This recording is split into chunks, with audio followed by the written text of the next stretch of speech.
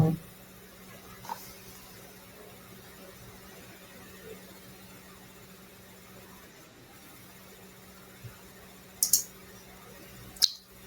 everyone. This is going to be the start of round 4 here at the proplaygames Lorcana tour in Galaxycon, and it's super exciting because this is around the time where all the super meta decks start floating to the top, and we start get to see the most prevalent strategies, especially the ones that translate over from the Pixelborn online gameplay. So I want to see either that or brand new strategies, brews that people have found success with over the course of the tournament. So super exciting to start off round number 4. And we do get to see an Olaf start us off from the side of Brandon. Brandon seems to be playing Ruby Amethyst on one side, and then Matthew, which might be the same Matthew we saw previously, is actually playing an Amber deck. So very excited to see Cinderella 1-drop.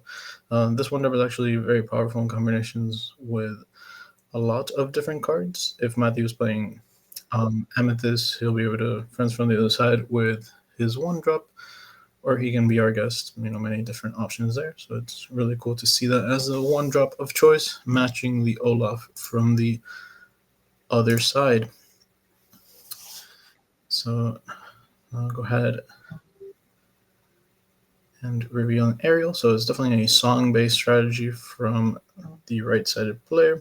It seems like we're switching the names real quick just for clarity. And then it's also going to go ahead, Brandon is also going to go ahead and play Lantern into Queen. So this Queen 1-drop is actually the new upgrade to the 1-drop 2/2 stat line for Amber decks moving into Rise of the Floodborn. And it's incredibly powerful because it goes into the Queen 5-drop that shifts for the low cost of 2.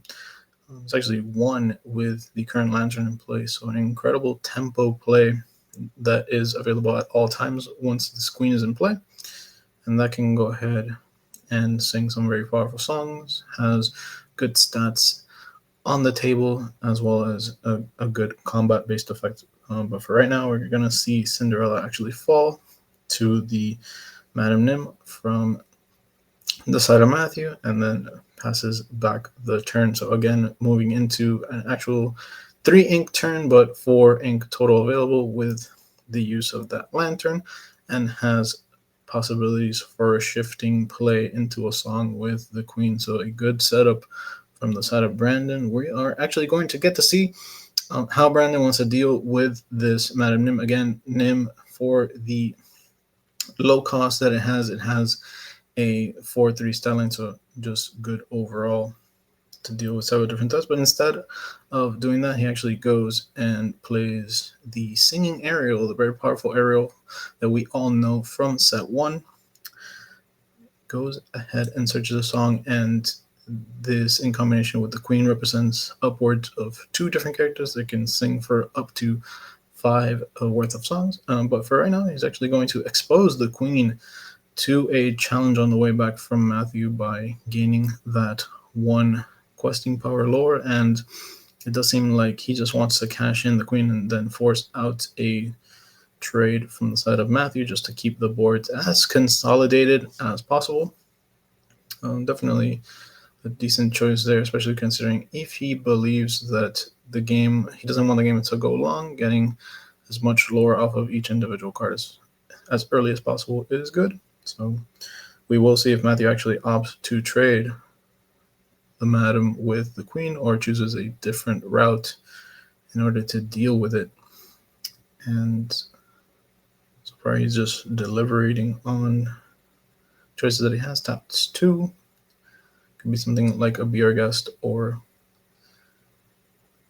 not a BR guest, not in that combination. He's actually Pinocchioing. So Pinocchio, what it'll go ahead and do is tap down the aerial. So this is actually going to allow Matthew to trade, instead of into the Queen, into the very powerful aerial, and reduces the amount of tempo that Brandon can get from singing on his turn. So Pinocchio, brand new addition, a good amount of removal tech given to the Amethyst color, and just a cool card overall. So it also has a very nice promo version of the card that is quite beautiful. So glad to see it see play here in this Ruby Amethyst control deck.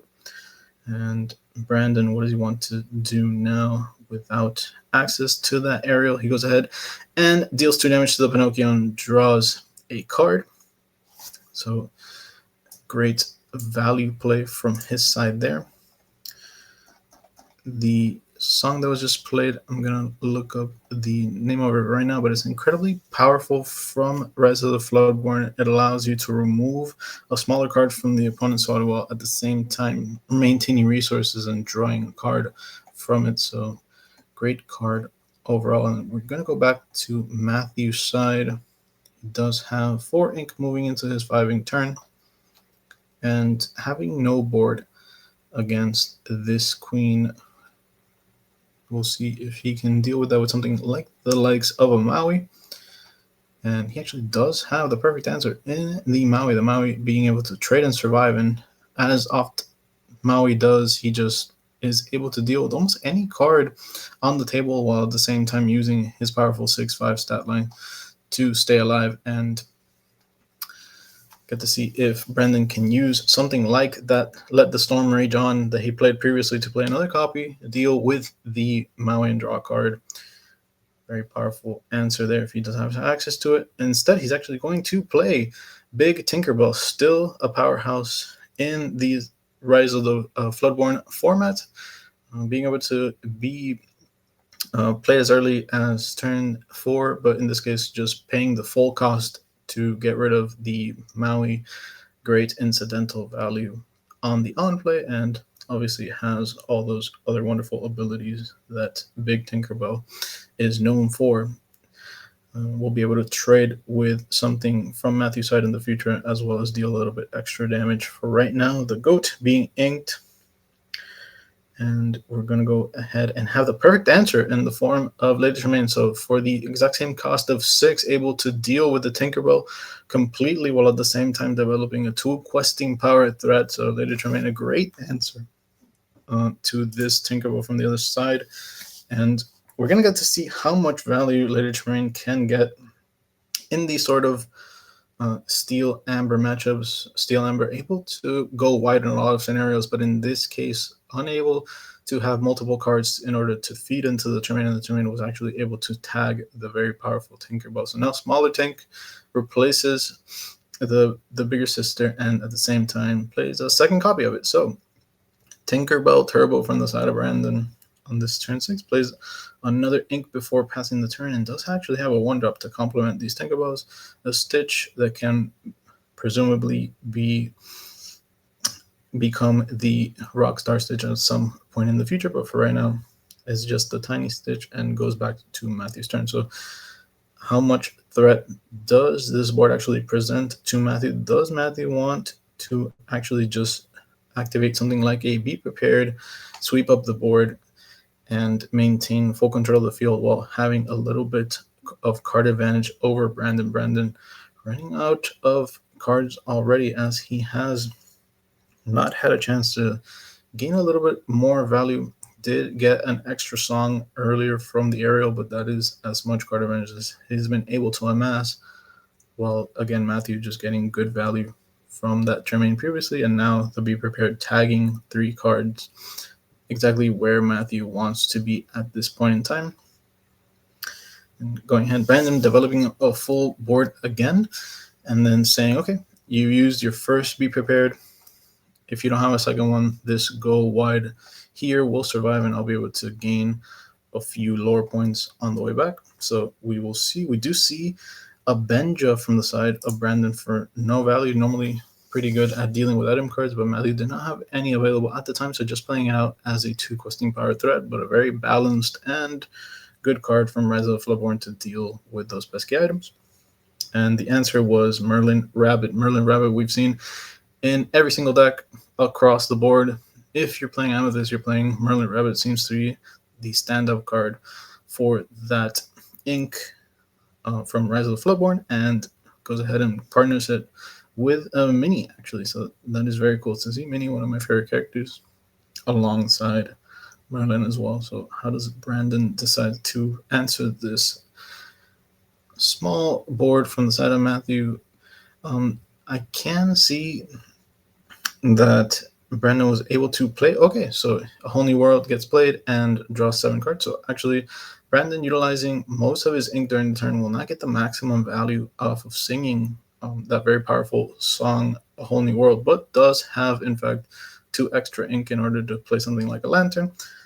Does still have 2 ink of 4 character cards from those lanterns in order to play some other card. Let's see if he decides to continue to develop cards onto the table. Again, Brandon was not able to, at the beginning, conjure up a lot of resources, but that is because he's leaning heavily on this very powerful A Whole New World just to give him 7 brand new cards. And from almost no resources to nearly infinite resources is Brandon, while at the same time resetting Matthew's hand. So great for Brandon to be able to resolve that very powerful song. And let's see how Matthew can conjure answers to these Simba Stitch and the Cinderella that was just played as well. So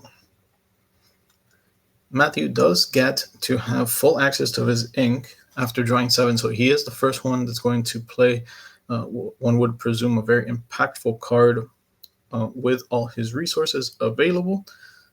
Something like inking into an Elsa, simply trading his board and then playing a few more threats like of another Merlin Rabbit. And the sword is actually fantastic for Merlin to be able to attack into the Simba, challenging it and not being defeated on the way back. So great value from there. And then obviously Minnie finishing it off and also surviving the encounter. So good trades from the side of Matthew, just getting as much advantage as possible from challenging, and then goes ahead and is going to bounce back one of these damaged characters, presumably the rabbit, to draw an extra card and protect the rabbit from getting defeated in a challenge, and at the same time playing a very powerful Madam Nim for the low cost of 3. So a great play there. He did tumble 1 card on top of his deck, so it was rearranged very quickly. And then we proceed with yet another trade here. This one presumably going into the 2/3, getting rid of the 2 questing power, and then at the same time surviving. So Matthew prioritizing surviving with his high stat line cards in challenges, while at the same time preserving as many cards as hand as possible. Very conscious of how to extract as much value from all his cards, and as the Ruby Amethyst deck is known to do so. Is contemplating playing Olaf here.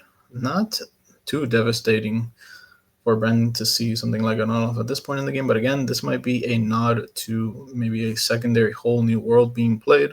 Just wants to get as many cards out of his hand as possible. He's actually going to damage the Olaf in order to assign damage to the Cinderella, so dealing 2 to his own card and then 3 to the Cinderella, taking it down. So very effective use of the Olaf. We get to see the main reason why Olaf is being utilized over something like the Owl from set 1. So good deck building synergy is there, and a Maleficent to finish out the turn, drawing a card and passing turn. So developing the board wide is Matthew, while at the same time dealing with most of what Brandon has going on, and putting in play as many cards as he can, just in case an eventual whole new world is played again. And this might actually be okay. No, so grab your swords instead. So a fantastic answer from the side of Brandon, dealing with the entire board from Matthew. Again, all these cards from Matthew did eke out their own individual advantages, so it does not feel that terrible to have a grab your swords happen in this case, but it is a very good answer from the side of Brandon just to clear up this whole table, and then he is now the only one with threats in play, while at the same time gaining 1 extra lore from the Stitch. And we do see Beast the Tragic Hero added to the table, a pretty cool addition from Resolute Floodborn. It is able to shift for 3 for 2 questing power on a 5-drop. So everything that this Amber Steel Songs deck wants to be doing, it definitely wants to hit that 5-drop threshold as cheap as possible. And this beast definitely allows that to happen, while at the same time having an auxiliary effect in It's Better This Way. So a good value card overall and a good addition to these song decks. But Matthew still having a full grip of cards and a decent amount of ink to work with.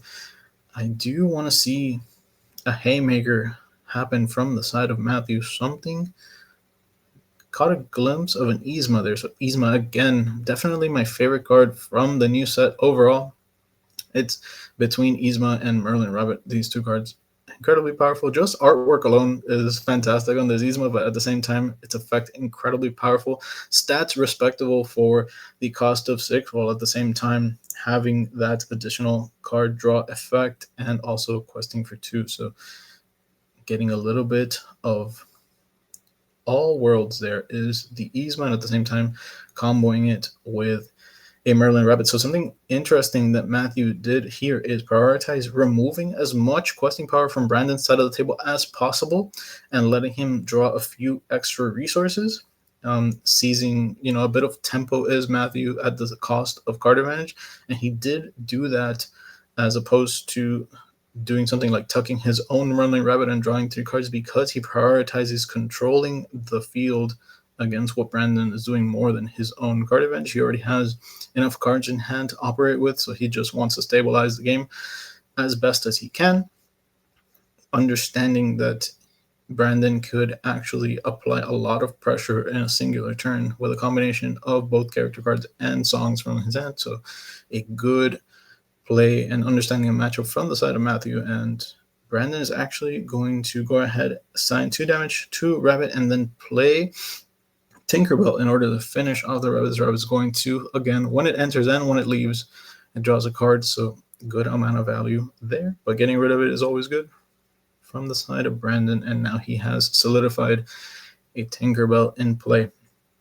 So forcing out that Yzma reshuffle, and then being able to follow up with a Tinkerbell that could be a little bit more difficult for Matthew to deal with. But again, if there's one thing that this Amber Steel deck can do is produce threats and force out answers from the side of the Ruby Amethyst deck. But the Ruby Amethyst deck does, in fact, have near infinite removal.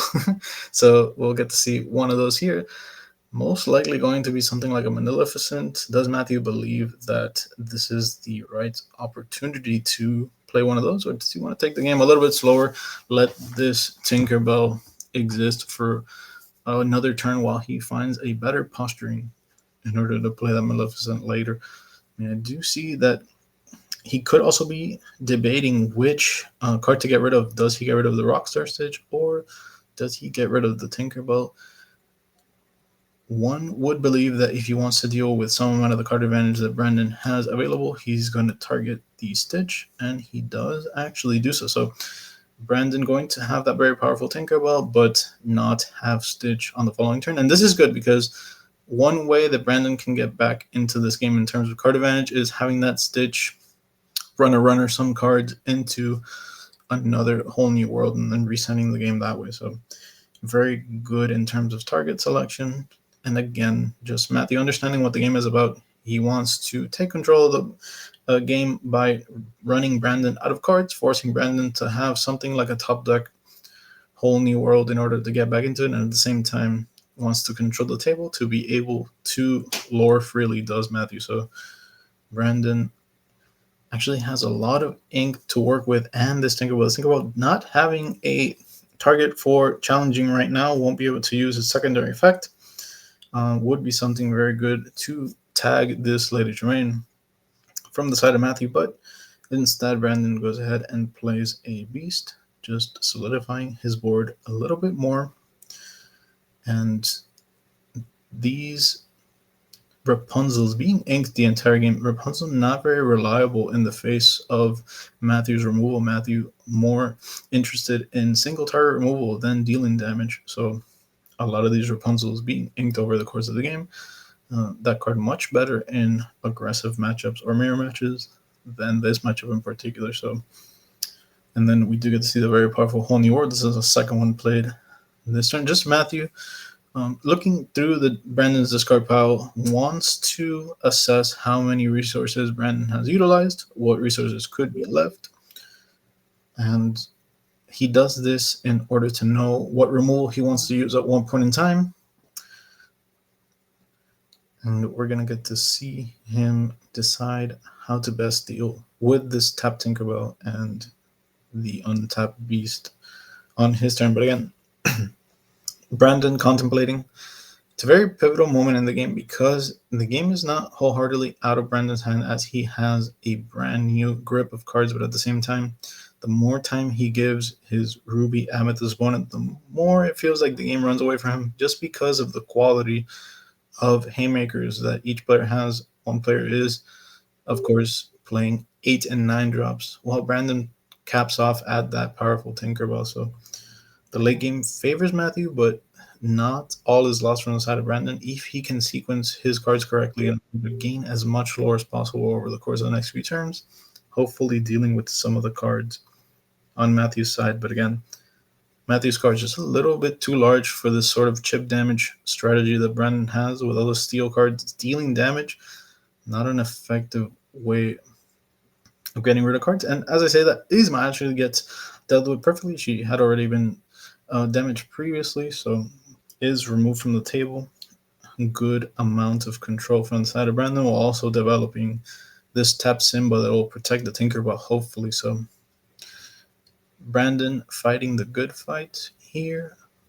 But Matthew with so many cards in hand. Again, another reset from the Whole New World. He does get to contemplate how he wants to best sequence this. He did use as many cards as possible previously, knowing that something like a Whole New World was available from the side of Brandon. That you typically play a set of four copies of that very powerful song. So just wants to get as many cards out of his hand as possible, inking every single turn and playing multiple cards per turn, ideally. So goes ahead and quests. It looks like no, so he sings. So he actually sings with the Maleficent. The very powerful be prepared clears the entire field like it did before, but now Matthew is the first one to develop the table, and he goes ahead and looks at as many cards as possible, developing this Maleficent 3-drop drawing card. Still as good as ever. And then the goat. So Merlin Goat able to gain lore every time it's played, leaves the field, or quest for 1. Great to see that 4-cost card. And then another 4-cost card, it looks like in the form of Mini. So Mini actually being 3. And then what will he use his last ink on, or if does he just pass with 1 open? So recounting just to make sure, and then goes ahead and passes his turn. So again, this might be a consequence if he does not want to commit a sort of haymaker card or removal card in the face of no cards from the side of Brandon. He wants to wait until Brandon commits to the table before using one of these very powerful Maleficents or Lady Tremaines in order to effectively deal with those. So instead goes wide with the goat and the Mini, and specifically playing around yet another Whole New World if it were to happen by playing as many cards as possible, like we mentioned before. And at the same time, this evasive threat reasonably difficult for Brandon to deal with, as it has 3 willpower, and most of the cards that Brandon plays deal only 2 damage. So Mini, great addition as a mid-range threat to these Ruby Amethyst decks. Good to see that. So Brandon setting himself up for a very explosive turn on the following turn, being able to gain upwards of 6 lore, while at the same time being able to sing 2 or potentially 3 times if he has a Rockstar Stitch available. So just setting up is Brandon. He has to develop as many cards as possible in the face of these Be Prepared that already have been used. He already knows that at least 2 are gone, depending on how many have been either played or discarded. So he knows that the more that they are used, the more that he can go wide without fear of seeing another one from the side of Matthew. So just go wide is the strat. Go wide and then play Whole New World. That is essentially Brandon's line to victory from this position. And how does Matthew deal with the options that Brandon has, and at the same time, which card does he prioritize the most? Does he want to get rid of the queen, the beast, or maybe one of the one drops in anticipation of shifting play? He's going to go ahead and sing Friends on the Other Side just to give himself as many options as possible before making a decision on how he wants to invest his ink. Good sequencing there. Always look at the most amount of options before making any singular play. More options equals better choices. So it's actually deliberating. It's going to go ahead and tap down one of the cards using Pinocchio. It's going to be the beast, so he's prioritizing the very powerful beast over something like the queen. And how does he actually want to trade into it? He's going to be a combination of this goat and the mini. So goes ahead and utilizes prioritizing denying Brandon over increasing his own lore has Matthew over the course of the last few decisions that he's made. He has had the option to quest a couple of times with these 1 and 2 power questing power threats, but instead he's just choosing to remove every single card that Brandon plays, understanding that Brandon's whole board and situation could get out of hand if he's not careful. Obviously, that is because of the very powerful shifting mechanic. Even a 1-drop like this 1-drop Stitch could turn into a 3 questing power threat, so he wants to be mindful of that, does Matthew, and that is why he's prioritizing so heavily on this removal. Caps off his turn with a Merlin Rabbit, and then passes it back to Brandon. So this is going to be a decent turn for Brandon, beginning the turn with 2 character cards in play while at the same time having all the ink that he could possibly want in combination with these lanterns.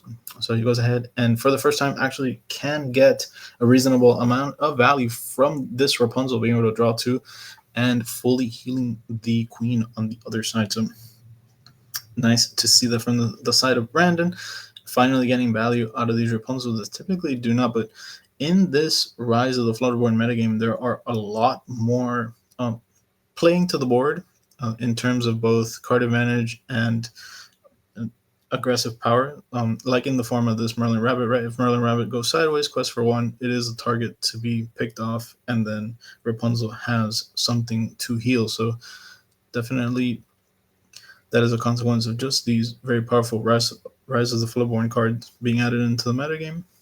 Rapunzel finding a little bit more value in this control versus song matchup, but overall, just playing another Simba, playing a Stitch, going ahead and passing the turn. And what I want to see is, when will Matthew actually decide, okay, enough is enough. I'm going to start racing you a little bit, questing with these cards that I have in play instead of dealing with some of the threats on your side. Instead, using his hand in order to deal with some of the threats from Brandon's side. It might be a consequence of the fact that he has not had the opportunity to play something like a large Maleficent or getting the maximum value in this late game situation like the Tremaine. The first Tremaine getting or tagging the Tinkerbell was really fortunate, but now seeing as Brandon's board is so wide, he could just get rid of something as small as the Stitch to deal with the Tremaine effect. So a lot less useful is the Tremaine in this situation. So he definitely has to rely more on the Maleficent.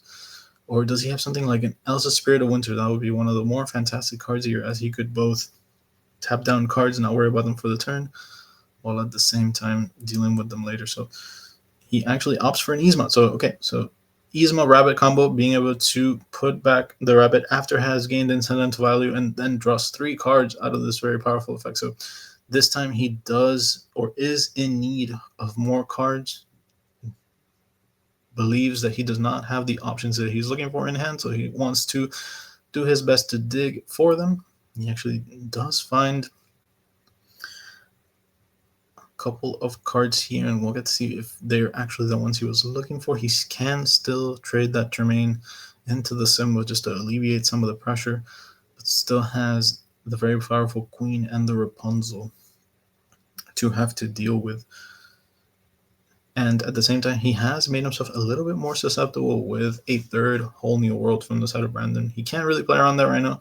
He has to worry about what's in play at the time, but certainly wants to try to at least clear most of this table at the moment. And instead, he's actually opting, it might be a consequence of what he drew from his 3 cards. He's actually opting to quest with the Lady Tremaine. He might want to keep it alive in order to bounce it back to his hand in order to play Madame Nim instead. And Madame Nim Fox, great use of the stat line in order to get rid of the Simba while remaining in play.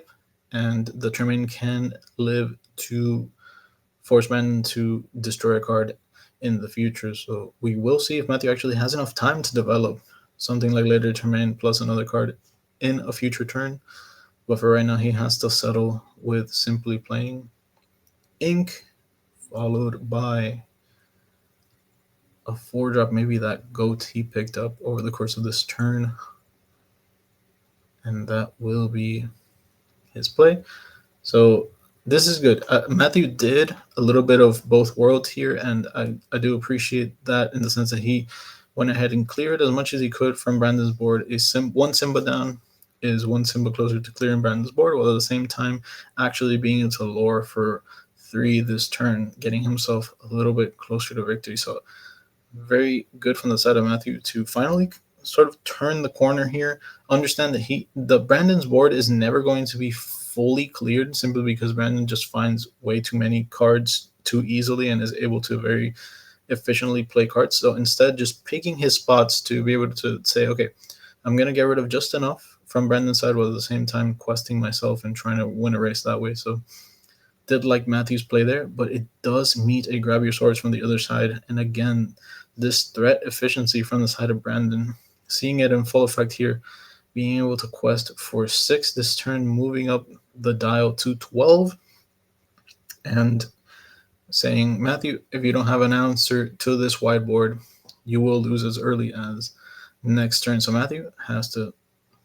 find a way to effectively trade. He has found great trades in previous turns, and I'm sure he'll be able to cobble together some sort of a strategy to deal with this queen and this pair of stitches as well. So the Rapunzel also being a very important card to get rid of.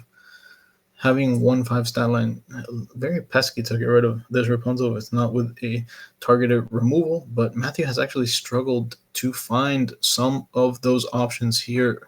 Has to heavily rely on Lady Tremaine, but he has to get through some of these stitches before he's able to Tremaine, and at the same time, this Merlin Goat already being damaged by the Grab Your Swords is not going to find as good a value as it wants to. So it does find, however, one more lore. So it is 11 to 12. So Matthew keeping up in terms of lore, not completely conceding from that front, but has conceded the whole board, at least so far. Goes ahead and plays Mother Gothel. 2-drop. That takes away 1 lore from Brandon's side. A good stabilizing play from here. And then goes ahead and actually shifts into the larger Lady Tremaine. And from this position is actually going to make Brandon decide to either get rid of his ability to make Rockstar Stitch or the Shifted Queen. Depending on Brandon's hand, he'll make that choice. Unless he has both, he could consider getting rid of Rapunzel, but Rapunzel does, again, have that 5 willpower and 2 questing power, so doubtful that it'll be gotten rid of, and again, the Queen falls there. And Lady Tremaine just proving instrumental. Both the smaller Lady Tremaine getting rid of a little bit of Brandon's advantage, making the game even parity, and at the same time being able to shift into that removal Lady Tremaine 6-drop. So great play there from Matthew. Going ahead and also removing the Stitch from play, getting rid of all the shiftable targets, and then playing a 2-cost 3/3 Nim, recycling both copies of his latest remains, both the small and the larger one, because of how bouncing shifted cards work. You get both copies of the cards back. So great combo there from Matthew as well. just understanding where his positioning in the game is right now, knowing that as he has been doing for several turns now, getting rid of as many cards as possible, but also not falling behind in terms of lore. And here is Rockstar Stitch, actually one of the better top decks that Brandon could have, but at the same time, is it going to be enough in the face of what he knows is in hand? The Lady Tremaines going to be a little difficult to outrace, especially considering that the small Tremaine could go ahead and remove another Lorcana. These two, Merlin and Nim in play, are going to trade effectively into the Rapunzel. Both of them are going to survive, and then we're going to see that small Lady Tremaine into the larger Lady Tremaine combo, and this time is going to tag the very powerful Rockstar, dealing it with ease. And just overall fantastic sequencing from Matthew.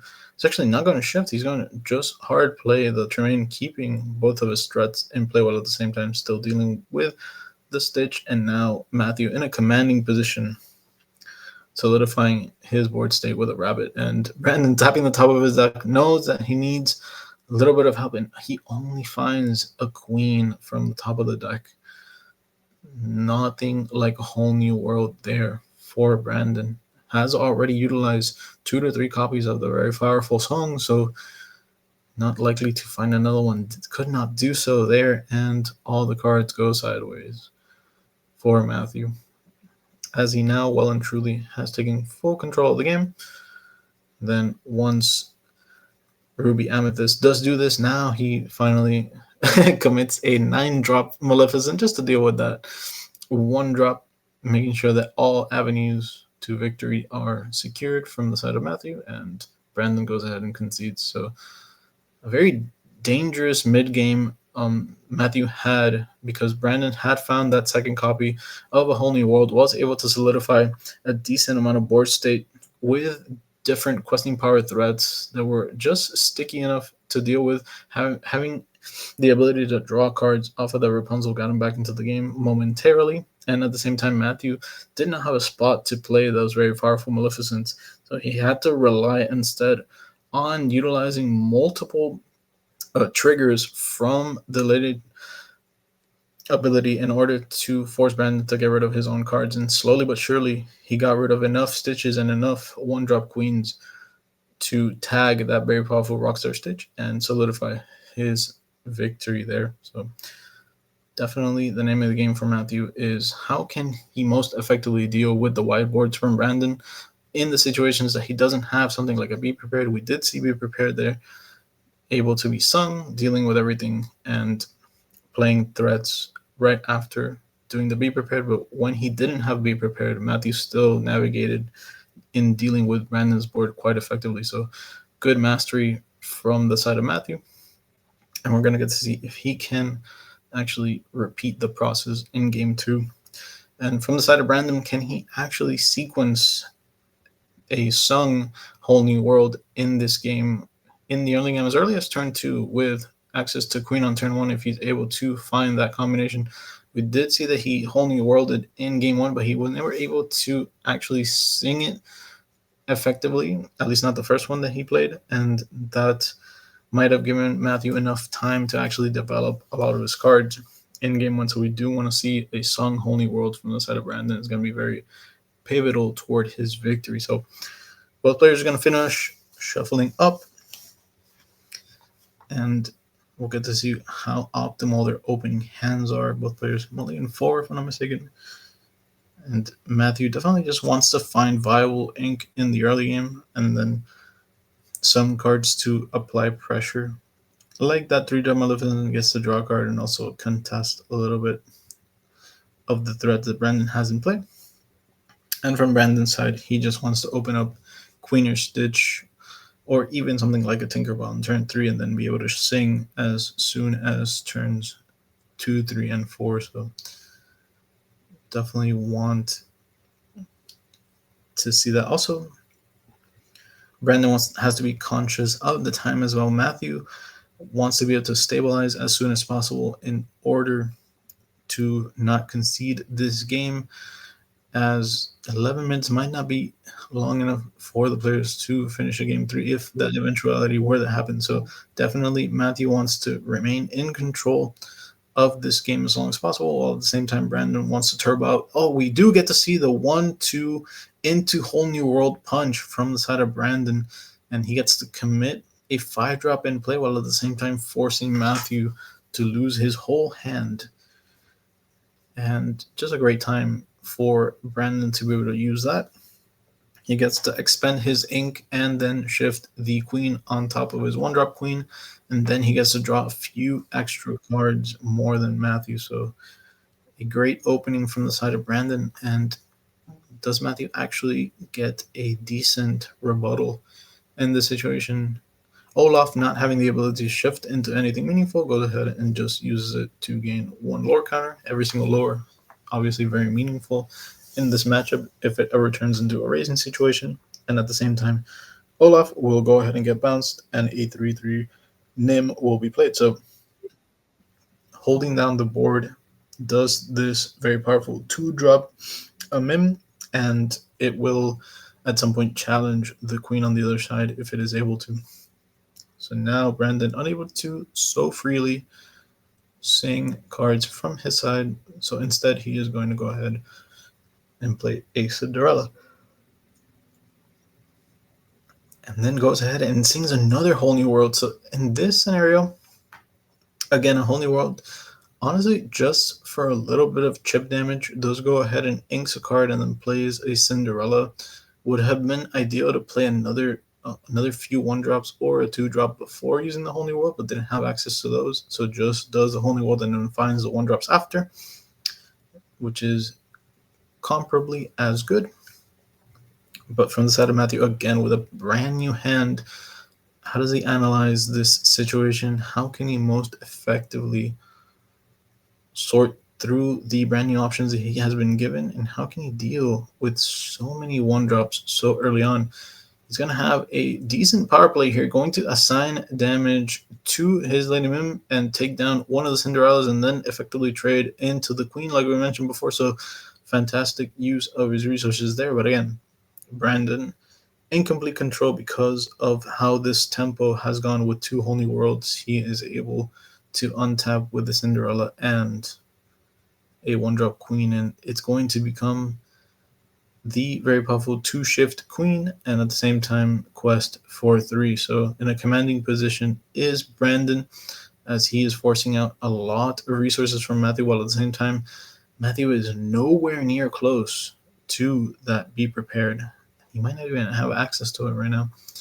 So Matthew deliberating, wants to be sure he inks the right card here. Friends on the other side, no, not enough time to ever play that, so he goes ahead and inks it and plays Rabbit instead. Rabbit, an indication that he wants to try to dig as much as possible into the turn 5. Obviously, the turn 5 being a fantastic turn for something like Maui. We do see Maui in his hand, so just drawing a few extra cards to see if he finds a perfect ink to put down, and then Maui's on his turn. But Brandon, unfazed, just says, I'm going to go ahead and look at a few extra cards, find this Let the Storm Rage On, an incredibly powerful song from Rise of the Floodborn.